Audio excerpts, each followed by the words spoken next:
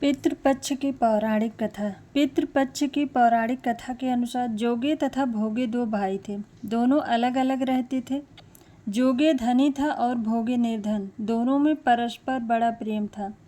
जोगे की पत्नी को धन का अभिमान था, किंतु भोगे की पत्नी बड़ी सरल हृदय थी। पितृपक्ष आने पर जोगे की पत्नी ने उससे पितरों का श्राद्ध करने के लिए कहा, तो जोगे इसे व्यर्थ का कार्य समझकर टालने की चेष्टा करने लगा। किंतु उसकी पत्नी समझती थी कि यदि ऐसा नहीं करेंगे तो लोग बातें बनाएंगे। फिर उसे अपने मायके वालों को दावत पर बुलाने और अपने शान दिखाने का यह उचित अवसर था। अतः वह बोली, आप शायद मेरी परेशानी की वजह से ऐसा कह रहे हैं, किंतु इसमें मुझे कोई परेशानी नहीं होगी। मैं भोगे की पत्नी को बुला लूँगी, दोनों मिलकर सारा काम कर लेंगे। फिर उसने जोगे को अपने पीहन न्योता देने के लिए भेज दिया। दूसरे दिन उसके बुलाने पर भोगे की पत्नी सुबह सवेरे आकर काम में जुट गई। उसने रसोई तैयार की, अनेक पकवान बनाए, फिर सभी काम निपटाकर अपने घर आ गई। आखिर उसे भी तो पितरों का श्राद्ध तर्पण करना था। इस अवसर पर न जोगी की पत्नी ने उसे रोका और न वह रुकी। शीघ्र ही दोपहर हो गई। पितर भूमि पर उतरे। जोगे भोगे के पितर पहले जोगे के यहाँ गए तो क्या देखते हैं कि उसके ससुराल वाले वहाँ भोजन पर जुटे हुए हैं। निराश होकर वे भोगे के यहाँ गए।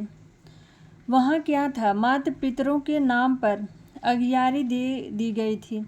पितरों ने उसकी राख चाटी और भूखे ही नदी के तट पर जा पहुँचे।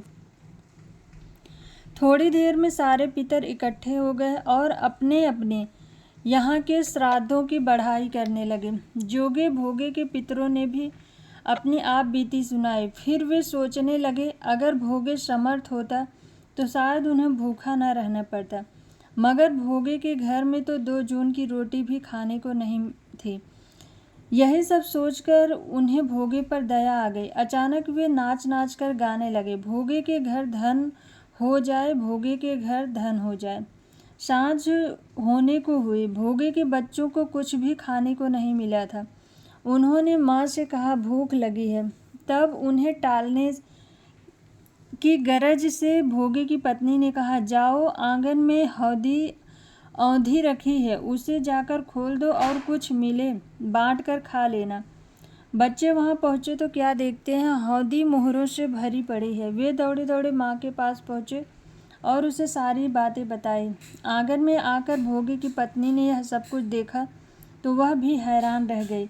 इस प्रकार भोगे भी धनी हो गया, मगर धन पाकर वह घमंडी नहीं हुआ। दूसरे साल का पितृपक्ष आया। श्राद्ध के दिन भोगे की स्त्री ने 56 प्रकार के व्यंजन बनाए। ब्राह्मणों को बुलाकर श्राद्ध किया, भोजन कराया, दक्षिणा दी।